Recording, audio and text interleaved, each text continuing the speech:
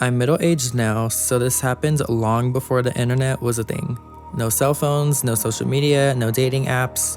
But somehow, even without any of that, I still managed to fall into one of those stranger danger situations you always hear about online. Let me say this up front. I'm not against meeting people online. I just think you really need to know who you're dealing with, and your first few meetings should be somewhere in public. I say that because I learned the hard way what can happen when you're too trusting. Back then, I was around 11 or 12. I'd been called boy crazy for as long as I could remember.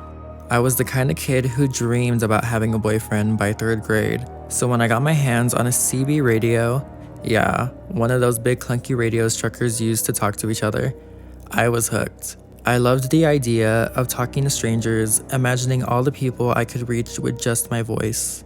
I'd spend hours chatting with random people, but one day, a guy came on who said he was about 19 or 20. He told me he lived in the same city, and even though I was always honest about my age, he didn't seem to care. At the time, I didn't find it creepy. I actually felt flattered because, like I said, I was boy crazy. He flirted with me over the radio, and eventually he asked if he could come over to meet me. Now keep in mind, I was sheltered. I had no real concept of danger. To me, the worst thing that could happen was maybe a kiss with our mouths closed. And that idea honestly thrilled me. I wasn't thinking about the fact that I was 12 and he was a grown man. I just wanted a boyfriend. So I gave him my address. Thankfully, I didn't tell him my apartment number. I figured I could watch from the window and decide if I wanted to go outside once I saw him. He showed up not longer, parked in the middle of the complex in a sleek sports car, and called out my name. I peeked through the kitchen window and saw him. He really was a man. Tall, older, definitely not some confused teenager. And then something in me froze. I don't know what it was, maybe instinct, maybe luck, but I didn't go out. I just stood there, watching. Eventually, he gave up, got back in his car, and drove away. A few minutes later, I got back on the CB to try and apologize. That's when I heard it. He was furious, screaming over the radio, swearing in a way I'd never heard before. He said if he ever got his hands on me, he'd kill me. He repeated it over and over, raging across the public airways like a man completely unhinged. I couldn't respond. I just sat there, frozen. It wasn't until years later that I really understood what had almost happened. He wasn't just some older guy looking for a fling. He was a predator. And that rage he showed, that was real. That was someone who could have done something truly awful if I'd opened that door. To this day, I don't know what stopped me from going outside, but I'm thankful I didn't.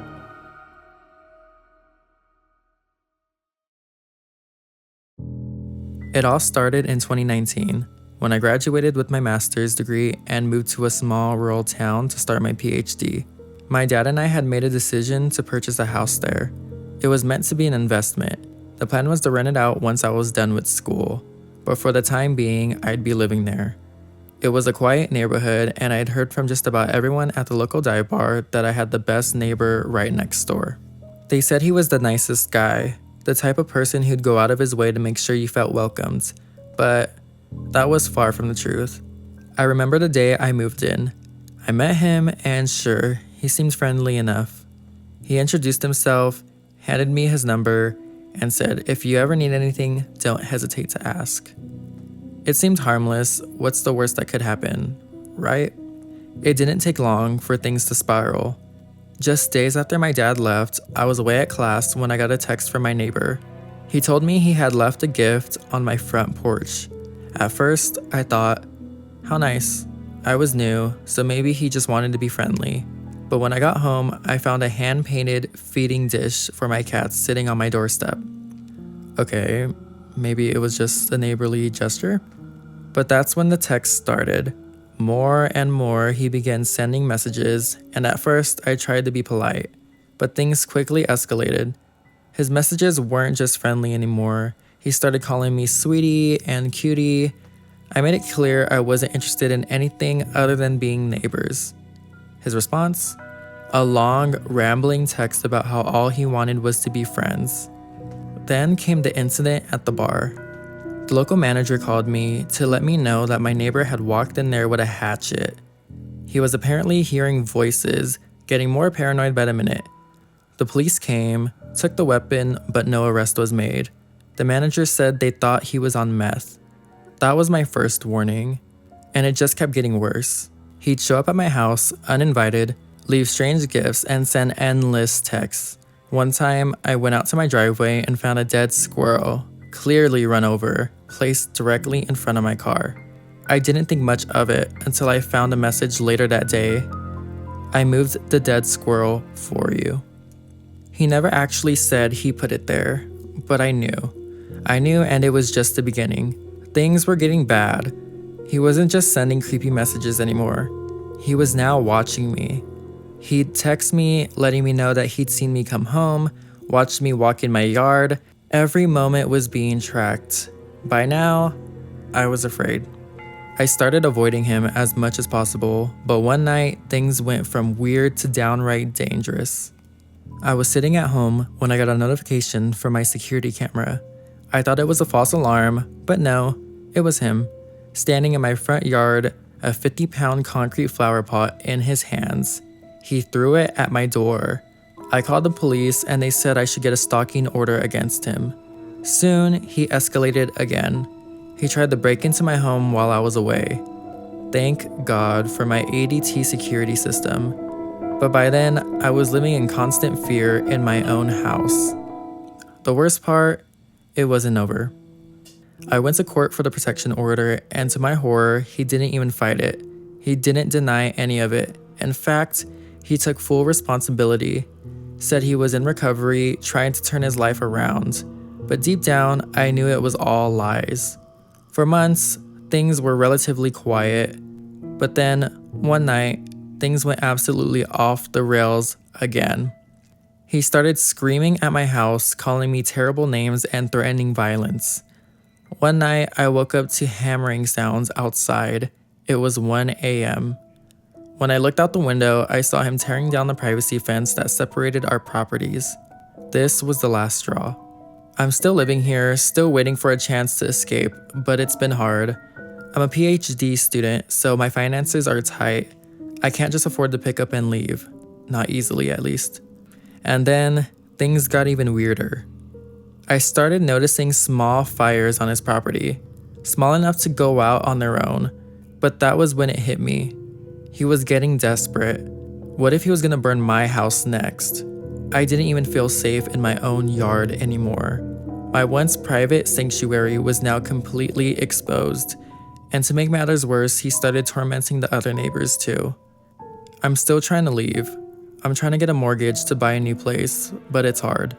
I feel like I'm always looking over my shoulder. And then, just this week, things took an even darker turn. A house behind mine caught fire.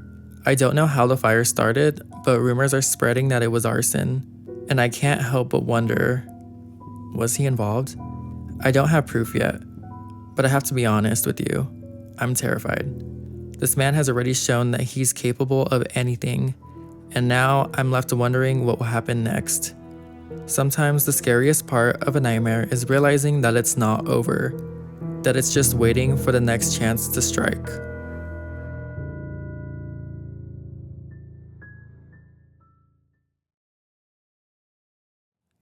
Paula Goodspeed was a woman from California who became infamous for her obsessive fixation on American Idol judge Paula Abdul. What started as a harmless admiration quickly spiraled into something darker, accumulating into a tragic and unsettling conclusion. Paula Goodspeed was not just a fan. She wanted to be Paula Abdul. She resembled the American Idol judge in her appearance, often dressing like her, and even imitating her mannerisms. In 2006, Goodspeed auditioned for American Idol, but her performance wasn't your average audition. She dressed like Paula, and when she sang "I Will Always Love You," her eyes were glued to Paula Abdul, the real judge, sitting right in front of her. Oh, left a good job in the city, working all the man every night and day, and I never lost 1 minute of sleep and wasn't worried about the way things might have been. Big wheel keep on turning, proud Mary keep on burning, and we're rolling, rolling, rolling on a river. Said we're rolling, rolling, rolling on a river. Paula Abdul was visibly uncomfortable. She tried to smile politely as Goodspeed performed, but this wasn't just a fan audition. It was the beginning of something much darker. Paula Goodspeed didn't just want to impress Abdul. She thought she was Paula Abdul. After the audition, things only escalated. Goodspeed sent Paula Abdul countless gifts, letters, and messages. She even showed up at public events where Paula was appearing, hoping to get closer to connect with her. But each attempt was ignored or shut down, leading to a disturbing obsession. In 2008, Paula Goodspeed's fixation reached its peak. On November 11th, she parked her car across the street from Paula Abdul's home. And in that car, Paula Goodspeed took her own life. The police found a note in the car. Though the full contents were never revealed, it was clear, however, that her obsession with Paula had completely consumed her. Paula Abdul was devastated when she learned the news. She had no idea how deep the obsession had gone. What seemed like a harmless fan encounter had tragically transformed into a dangerous obsession. And now, it was over.